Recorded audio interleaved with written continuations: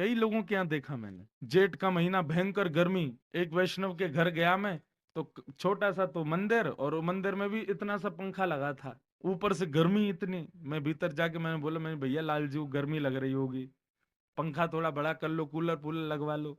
अरे महाराज जी, जगत नियंता जगदाधार, पूरे विश्व को बनाने वाले, सूर्य चंद्र भी जिनसे प्रकाश लेते हैं, उनको कभी गर्मी लग सकती है? मैंने कहा भैया देखो, इस नाते से तो भगवान को आपके घर में रहने की भी जरूरत नहीं है, पूरा विश्व भगवान का, छोड़ आओ इनको, काय को लिया है घर में? अगर आपको यही नाता लगता है ठाकुर जी का, कि ठाकुर जी को किसी से प्रकाश लेने की आवश्यकता नहीं, गर्मी सर्दी उनको लगती, तो आपके घर में रहने की भी उनको जरूरत नहीं है।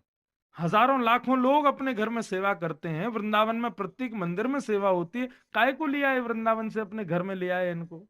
इनको जरूरत ही नहीं थी आपके घर आने की, छोड़ाओ कहीं। भाई हम अपने घरों में ठाकुर जी को इसलिए लाए हैं ताकि अपने भक्ति भाव से ठाकुर जी को रिझा सकें, प्रसन्न कर सकें।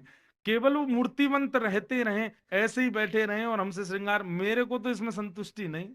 ठाकुर जी कभी खड़े हो जाएं, कभी बोलने लग जाएं, आपके प्रसाद को स्वीकार करें, यहां तक अगर हम नहीं पहुंचे तो हमारी भक्ति करना बेकार है। तो कई घरों में मैंने ऐसा अनुभव किया।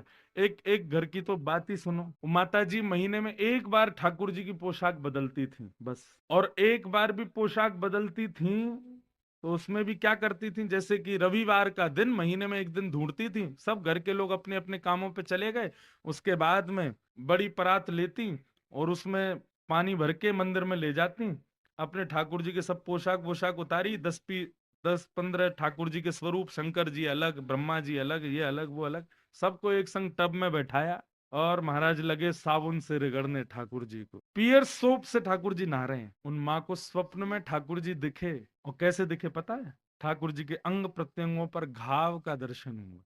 बोले मैया, तुम ये कभी सर्फ से, कभी साबुन से, कपड़े धोने साबुन से हम खुद नहलाती हो, हम चैतन्य हैं, आप हमको मूर्तिवंत क्यों मानती हो? बोले ठाकुर जी, सर्फ से नवाने इसलिए नवाया, आप में मैल लग जाता है, ठीक हो। बोले तो मैल तो तुम्हारे बेटे को भी लगता, नवा दो सर्फ से उसको भी। बर्तन मांजने वाले वो जो, उससे तुम हमारे शरीर को रिगड़ती हो, अपने बेटे को रिगड़ दो एक बार। नहीं, उसको कैसे रिगड़ देंगे, उसके लग जाएगी। तो जब उसके प्रति चैतन्य भाव है तो हमारे प्रति क्यों नहीं? और माफ कीजिएगा, यदि चैतन्य भाव से ठाकुर जी की सेवा नहीं है तो आपके घर में पाषाण ही है, ठाकुर जी नहीं है।